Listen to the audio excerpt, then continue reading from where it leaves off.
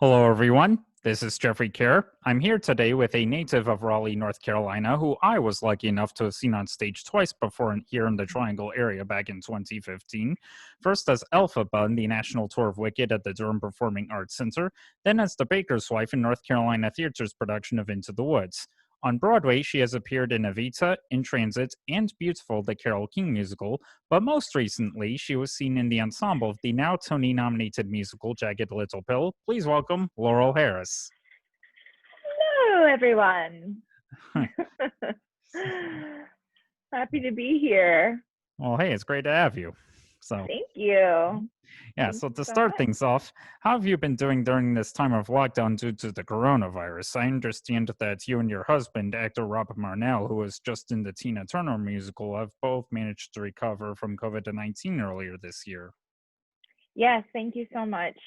We feel very grateful and lucky, of course, to be on the other side of having gone through the COVID virus, and are continuing to take it very seriously, of course, always wearing our masks.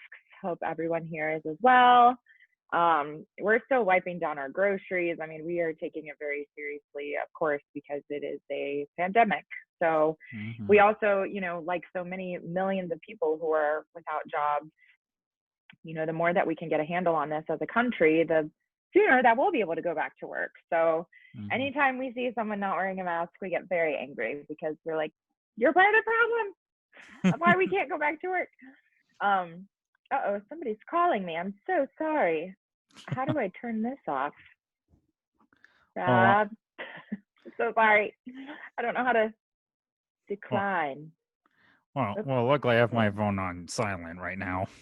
It's weird because my phone is coming through my laptop and it didn't used to do that.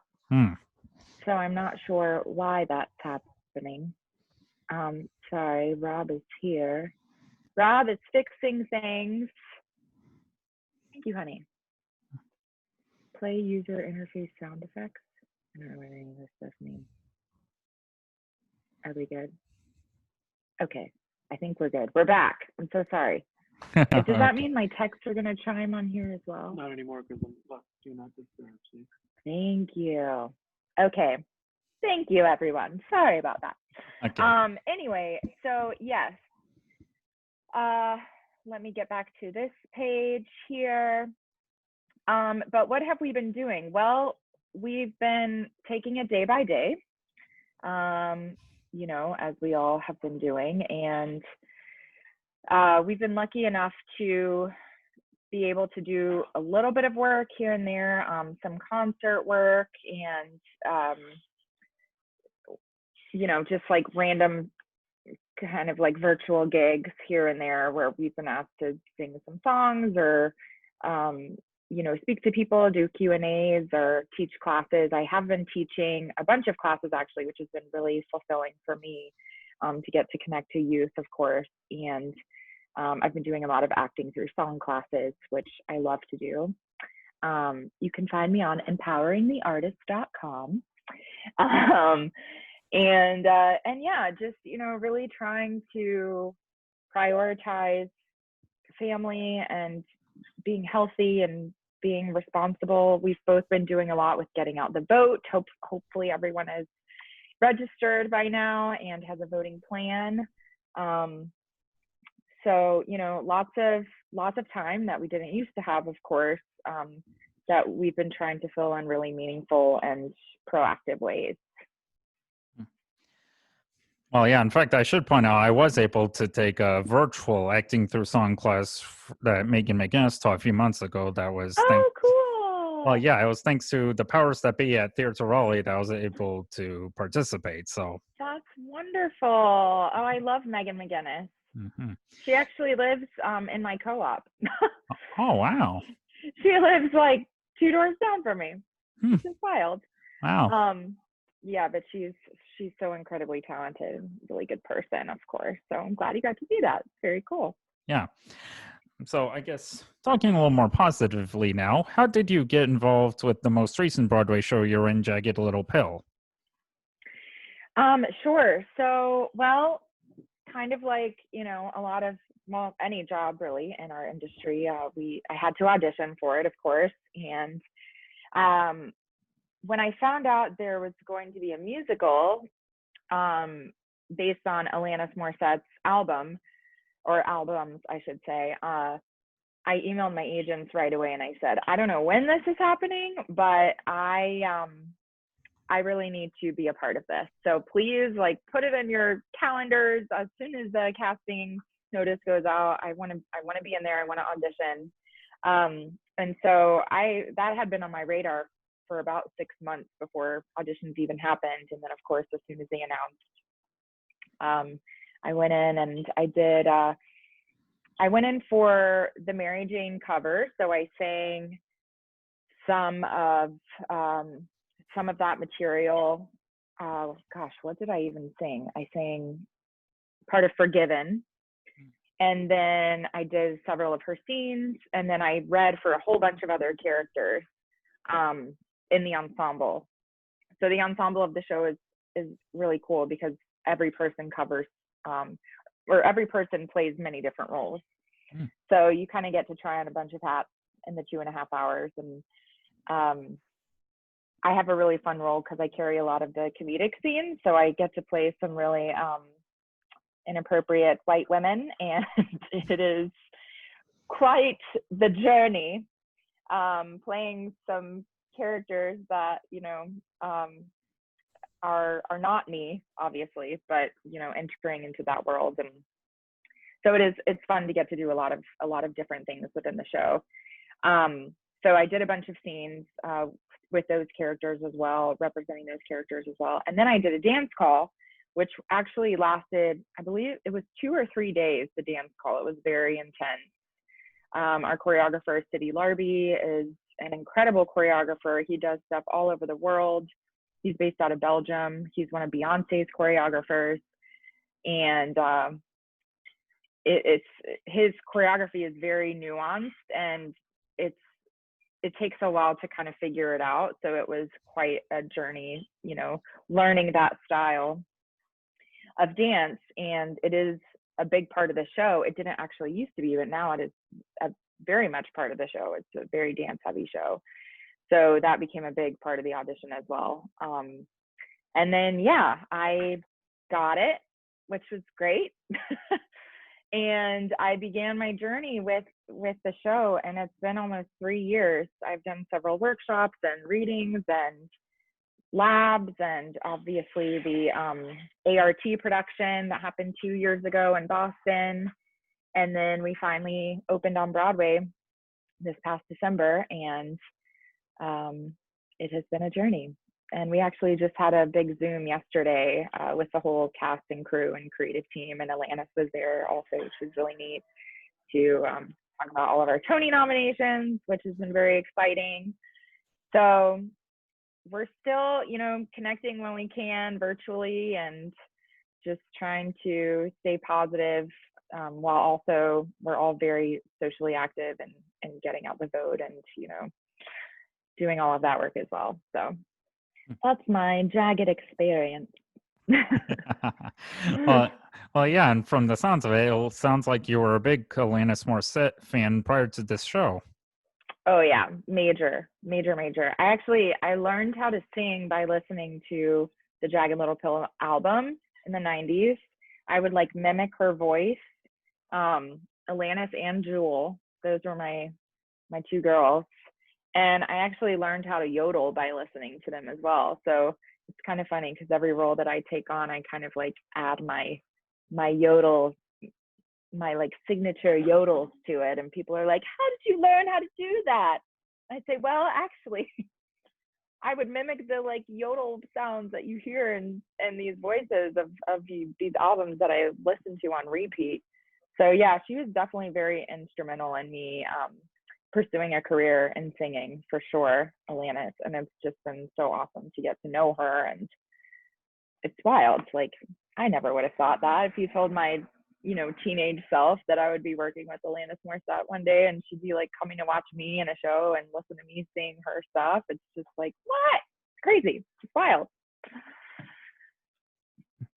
Well, yeah, and March 12th of this year was the day that performances all over the New York theater districts got suspended until further notice. Now, what was Mhm. going through your mind when you first saw that announcement? Well, it was pretty wild. I was actually on the train down to go to physical therapy before work because again our show is so dance heavy that a lot of us get physical therapy to sustain our bodies so that we can do the intense choreography 8 times a week. So I was on my way to the clinic, and then I this text popped up on my phone, and it just said Broadway's shut down, or it announced the shutdown. And there's so many people that live in my neighborhood, but obviously all of us artists, like, well, not all, but like the majority of us take the train. And so just within my car, I could hear other people's phones dinging, and they saw the same message, like, oh my gosh, Broadway shut down. And I didn't even know these other people, but we kind of all looked at each other and we were like, oh, are you in a show too? Oh my gosh, you're in a show too. This is wild. What do we do? What's going on? But we all just stayed on the train and got off at Times Square, and I went to my physical therapy session, and then I just got a call from my stage manager and one of the producers, and they said they had a big phone call with all of us. And then we were able to go to the theater that night and kind of pick up whatever we needed to pick up to take home with us. But at that point, yeah, it was only going to be a month. So they were saying, take what you'll need for the month and then we'll be back. And some people like left their plants there. And I said, I hate to be Debbie Downer, but I really think this is going to last longer than a month. So I took one of my friend's plants, and I'm so glad I did because it surely would have died by now. And actually, she's right here. This is Kelsey. She's grown very, very long. She's been thriving in quarantine. And she goes up like three more feet, actually. But this is Kelsey because Kelsey left her plant. So I took Kelsey's plant. Oh, And yeah, since then, obviously, they've let us come back a few more times to get more of our stuff. But that's been it. That's been the only times that we've been back to the theater. So. well, yeah, and that was good thinking on your part, especially since, my mom has reminded me, well, and I know this by now that, a few times from, oh no, when this pandemic began, everyone thought it was only going to last a few weeks, but it was clearly not the case. Right. Exactly. Yeah. Yeah. And I don't think anybody, I mean, of course, no one ever wants to think the worst. But, again, if we were looking at the rest of the world and what was going on, then it was clearly not going to be, a quick recovery for our country either. And unfortunately, because of our leadership, it's been worse than many other countries. So, we are just hoping that, I'll speak for myself, hoping that changes very soon and we are able to have some leadership that can, get us out of this mess, and who takes this virus seriously and will really, make it mandatory to wear masks and to social distance, and, then we can all get back to work and do what we all want to do, which is to be connecting with each other. So, yeah. Amen to that. Oh. I didn't know if I could be political, but I don't really care anymore. I'm like, this isn't even a political issue. It's a morality issue, and people are dying, and there's, we're close to 230,000 deaths in our country, and it's just, this is not okay. So, yeah, needs to be talked about. So I'm hoping that, we have a change in our leadership very soon, and we can all get back to our lives. Yes. Yes. And recently, Jagged Little Pill received 15 Tony Award nominations, including Best Musical. Not only is that the most of any show this year, but it's also now tied with Billy Elliot and the Producers as the second most nominated production in the history of the American theater wing. Hamilton still holds the record with 16 nods. So what does it mean to you? What does it mean to you to see Jagged Little Pill get all this recognition just 7 months after the Broadway shutdown began? It's wild. I mean, it's obviously it's like, it's so exciting and we're very thrilled, and everyone is so happy, of course. And, you know, it's also, it's multi-layered because it does feel strange to be celebrating anything right now, of course, with a global pandemic going on and Black Lives Matter and everything going on in Nigeria with SARS and police brutality. And, you know, there's so much work to be done. So it feels a little strange to be having the Tonys this year. And a lot of artists feel this way, especially, you know, because it's virtual, and I don't know, we don't even know like how it's going to happen this year. So that has been an interesting dynamic to add to this celebratory time, of course, of, you know, wow, this is really exciting. We're so happy to be recognized, while also recognizing, you know, it was a shorter season, and there's like, the world is turned upside down right now. So it's kind of twofold. It's keeping us very humble, I guess I'll say that. So it's very humbling. And we hope that, you know, obviously we want the theater to come back as soon as we can, and we're all artists and lovers, and so we want everyone to be healthy. We want to come back when everyone's going to be healthy and we can do it in a safe way. And yeah, I mean, it's awesome to be able to celebrate something right now too, of course, to have that joy and happiness, and to gather as a cast and be like, look, we did something really cool, you know. So that's really great too. And I think there's just so much unknown right now. So it's, you know, we don't know when it's happening or how it's happening. So perhaps when we get that information, it'll just make it that much more real. But right now it feels very surreal. Like, wait, there's a Tonys, and oh, it is happening. Oh, wow. Okay. And 15 nominations. Oh my gosh, that's what? So it's definitely, it's very cool. And it's just, we're all kind of like taking it all in, and yeah, very happy, of course. So thank you. I've never been a part of a show that has been nominated for so many Tonys ever. It's like, yeah, it's wild. Oh yeah, although this is the second time you've been in a show that garnered major Tony nominations. The first was the Michael Grandage filmed revival of EVITA back in 2012, which happened to have been your Mm-hmm. Broadway debut. And obviously there are major differences between now and then. But what do you remember of your experience doing that show during Tony season?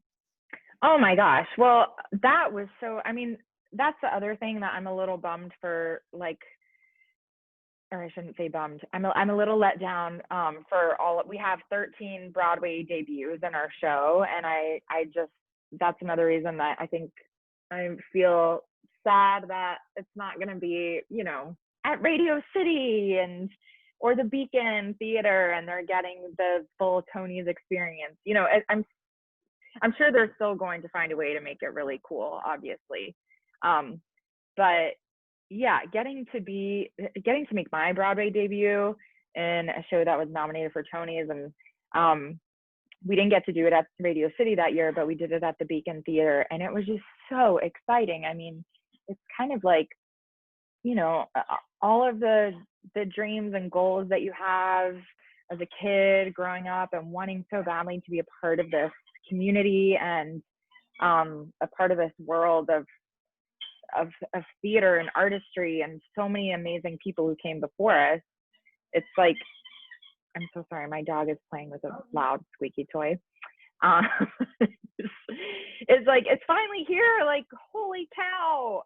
You feel like you're at the top of the mountain, and you know, you get to the theater and you get all your makeup on and your costume and your wig, and then they take you in a bus to wherever the Tonys are happening, and you're sitting in this holding room with basically the show before you and the show after you that's going to perform. And so you're all like giddy and talking to each other there, and then, you know, they announce when it's your turn to go on stage, and then you go on stage, and there's all these cameras, and oh, it's just like, it's so exciting. I haven't thought about this in a long time, so thank you for letting me revel in that joyous moment of my life. Yeah, so it's very exciting to be a part of, for sure, and something I will never forget. Indeed.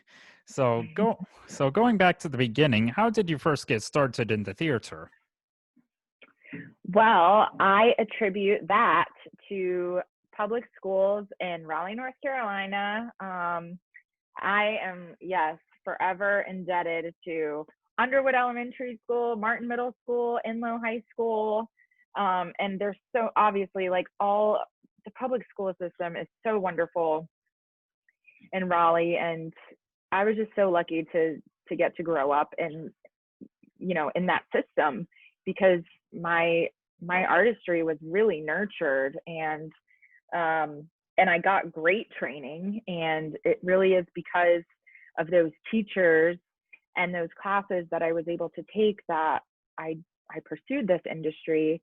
Of course, at first it was just a hobby. I didn't think that I would ever actually do it as a career, and it wasn't until I went to Interlochen Arts Camp in Michigan, and that kind of like kick-started everything. Like, oh gosh, maybe I could actually do this. And I came home from there and I started taking lessons with Lisa Blair, who is still teaching in the Triangle area and is doing incredible work. And then I started doing some community theater in addition to the shows at my schools. I did shows at Raleigh Little Theater and Theater in the Park, and that also helped to build my excitement and potential for pursuing this career. And yeah, basically I was like a junior in high school, and I said, well, I guess if I'm gonna try this, I should try it. And I was lucky enough to have parents who supported me and who still support me, and recognize that this field is very volatile and there are no guarantees, and more often than not it's no. And so it is scary. It's a very it's typically a very unstable career, but they said, you got to go for it, and I was very grateful for that, of course, and still am. And so I decided to I decided to go to college for it, and I applied to several different schools, and I got into my dream school, which was the University of Michigan. And that was just another sign of like, okay, this is really happening, we're going for it. Let's see what happens. And I got great training there at Michigan, and then we had our senior showcase in New York City, and that's how I got to New York City. So that's the journey in a nutshell. Yeah, and the first time I ever heard of you was when the national tour of Wicked came to Durham back in 2015, which happens to have been during my first year of writing for Broadway World. I remember, That's wonderful. yeah, and I remember when I came across an article from the News and Observer about how you're from Raleigh. I shared it with my mother, and she noticed that you were a graduate of her alma mater, Enlow High School. Yay! Oh my gosh, how cool. Yeah. Oh my gosh, go Eagles. Yeah. Forever. Yeah. So how long were you in Wicked overall? Oh my gosh, I've been in and out of Wicked for about 6 years. I was on tour with Wicked for 3 years. I was I was on the second national tour for 2 years, and then the first national for 1 year.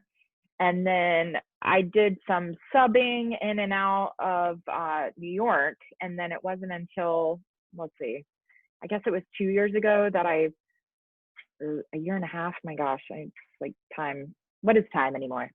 But I became the standby at Wicked permanently for a year. Well, I guess it was a little over a year until I left to do Jagged. So that was a dream come true, getting to play that role on Broadway at the Gershwin Theater, where I had first seen Wicked right after it opened, actually.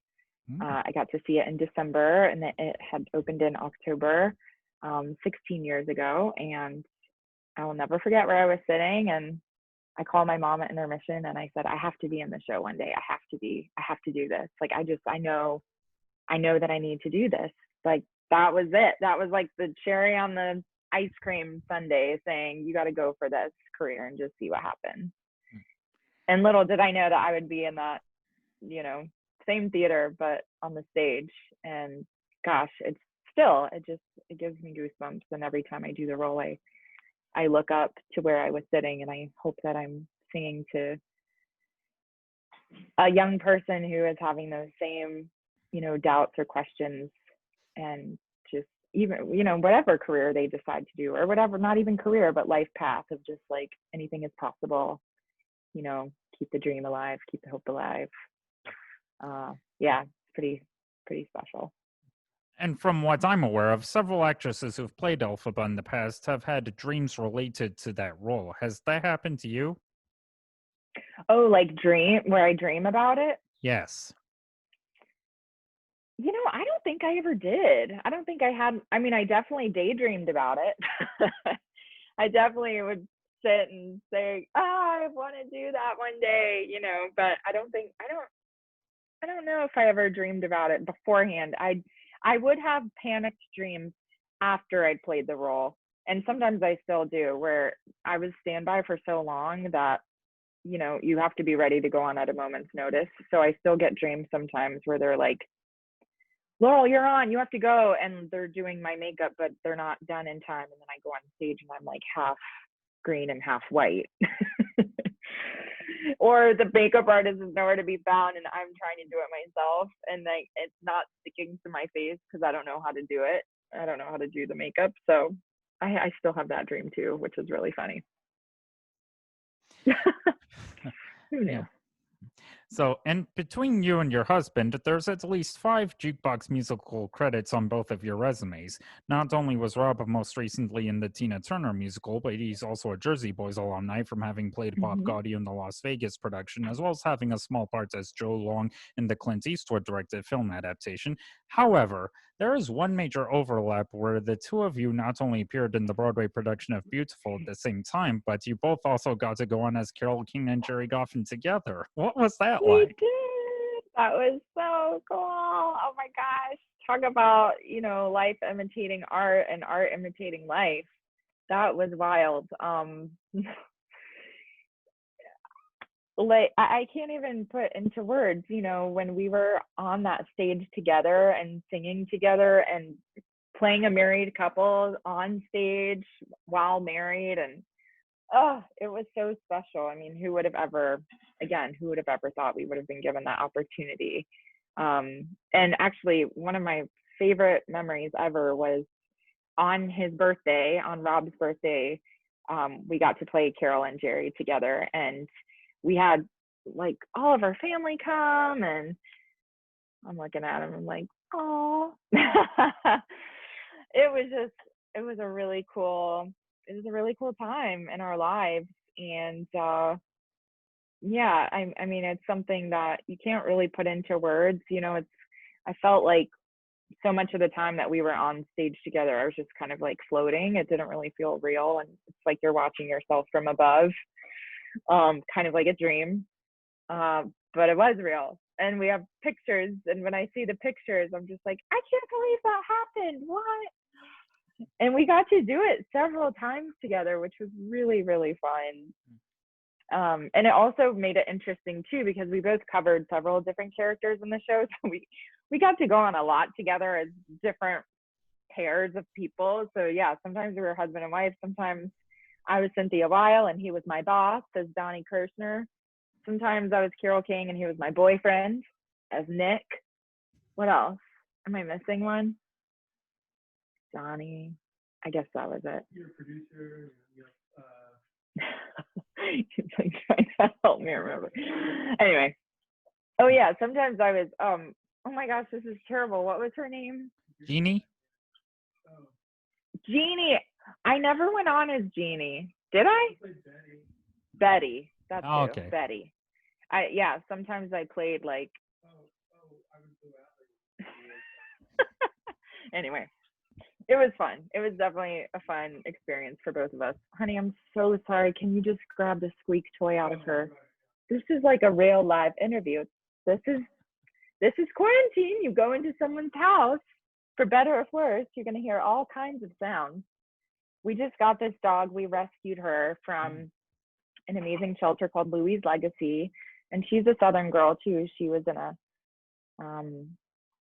shelter in Tennessee, actually, and now she's with us, and it's very exciting. But it is kind of constant, like, oh gosh, what's the dog doing? Is she okay? What's she eating? What's she squeaking on? Anyway, apologies. Oh, yeah. And I remember when the Facebook page for Beautiful posted about the for at least first time you and Rob got to go on this Carol and Jerry together. I shared it with the people at Raleigh Little Theater, which was where the two of you first met. That's right. We met at Raleigh Little Theater. Well, actually, we both had the same voice teacher, Lisa Blair, and we actually met for the first time on her porch as I was leaving and Rob was entering, and we were getting ready to audition for Cinderella at Raleigh Little Theater, which is wild. And then, yeah, we got to know each other doing Cinderella and started dating way back when, and had, you know, 3 proms together, because Rob's a year older than me and he went to Millbrook High School. So I went to 1 Millbrook prom with him and 2 Enloe proms with him. And that's pretty wild too. Actually, here's one of funny. I wasn't even planning this, but here it is. Here's one of our Millbrook pictures. Oh. This is actually a Millbrook winter formal. Like, gosh, Rob, how long ago is this now? Like 20 years or something? Actually, I don't want to age myself. It's a long time ago. Anyway. Oh, hey, it looks adorable. Yeah. Thanks.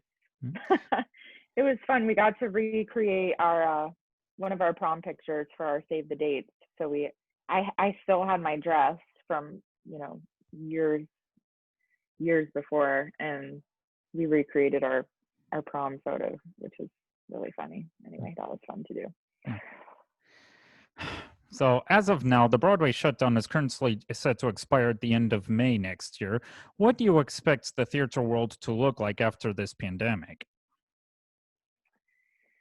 Well, I hope that it's going to look very different. I hope that we're all taking this time to really reevaluate a lot of things, you know, in terms of diversity and inclusivity, in terms of equity, in terms of power dynamics between casting creatives and producers, in terms of salaries, in terms of roles written for men versus women and transgender folks. You know, there's an opportunity for so much healing and progress and positive change. And I really hope that we come back from this so much better and so much more knowledgeable and willing to have tougher conversations, and really be the industry that we claim to be, which is, like, you know, a community of lovers. Like, artists are notoriously we love people, we love to give back, we love to share with an audience. So it's a communal experience. So that's my hope, is that we can really apply those values on stage and, like, put it into commercial theater, which is, you know, it's the hardest thing to do, because you have to, it is a business, you know, and people always say, well, it's called show business, but that doesn't mean that it shouldn't be moral and it shouldn't be as inclusive and equitable as it should be. You know, that's no excuse for that, for any business. So it can't go back to the way that it was, you know, kind of like society. Like, we can't go back to the way it was, because the way it was before wasn't working. So that's my hope in terms of, you know, just how the theater industry is run and what it looks like on and off stage. In terms of COVID, I don't know. I mean, obviously the dream is to come back when we can have theaters at full capacity, but I don't know if that's going to be possible for many more months. So I'm not sure. I know that the current estimate is May, the end of May. I don't know if that means, half capacity theaters, or if that means you can only come if you've had a COVID test within the past 5 hours. Who knows? But I do think it will look different for quite some time, Mhm. and perhaps there will be more outdoor theater. I don't know, plexiglass, face shields. Who knows? I like literally who knows. Mm. So we're just kind of, taking things as it comes, and again, day at a time, and ultimately, and most importantly, just want to make sure that we don't reopen Broadway until it is 100% safe to do so, because not one human life is worth risking Mm. anything. Indeed. So. Though most recently, North Carolina Theater announced that their upcoming season will offer patrons one of two options to see their productions. They can either come in person or stream the shows online in real time. What are your thoughts on that? Well, I love the streaming option. What I don't know. I mean, surely they're not at 100% capacity. I'm sure it's at least half and then spaced out. Yeah. I think that is definitely a way. I think in a way it could be easier for regional theaters to make this happen, at least at first, because typically I shouldn't say typically, but I guess I'll just speak on behalf of the theaters that I've worked in regionally. They have been larger than Broadway houses. And so I think it is easier to space people out. And there's also room regionally to do things outdoors. There's not really any room to do that here in New York City. Right. I guess you could take over Central Park or something, but yeah, a lot of regional theaters are surrounded by places outside that potentially could take the show outside as well. So I mean, I am all for opening the theater as long as it's safe and people can be socially distanced and required to wear face masks, of course, the whole time. I know that a lot of people are doing temperature checks. I think that's great, but it's also not a surefire way, of course, to guarantee if someone has COVID or not, because as we know, you can be asymptomatic and be a COVID carrier, or you can have COVID and experience other symptoms that aren't fever. So that's been my only thing about the temperature check, is I appreciate it, but it's also not a guarantee to make sure that everyone entering your theater is not COVID positive. So I think the only way really to guarantee would be to test everyone, to do a rapid test before everyone enters the theater, and then make sure that they're negative, and of course continue the social distancing and mask wearing. But streaming probably the safest thing. But if people feel comfortable going out, and again, all the other safety precautions are taken, then I think that's fine. But again, I am not a doctor. So. And I've had COVID, as you said. So I'm I know that it can be very intense and very scary, and I would not risk anything to put myself in a position that could potentially cause that again. So yeah, I don't know. Well, Laurel, I thank you very much for devoting your time to this interview. It was great getting to talk to you. You too. Thank you so much. You had such great questions, and oh my gosh, you really did your research. I am impressed. You were just spouting out all the facts and making me feel really cool about myself. So thank you for that. That was a nice little ego hug that I haven't had in a while. Yeah. Thank you. I really appreciate it, and I wish you the very best, and hope that you continue to stay safe and healthy. I hope so too. And for those who'd like to keep up with your career, where can people find you on the internet? Sure. Well, if you're interested in taking any classes or doing a Q&A, or if you'd like to talk about the business more, or if you want a personalized song, you can find me at empoweringtheartist.com. You can also follow me on Instagram, and I'm at Laurel NYC. So those are probably the best ways to keep in touch and find me. Yeah. Thank you so much. And thank you. And thank you all for watching and or listening and or reading. And thank you again for joining me today, Laurel. This was great. Of course. Thank you so much. Be well. Happy fall. Mm-hmm.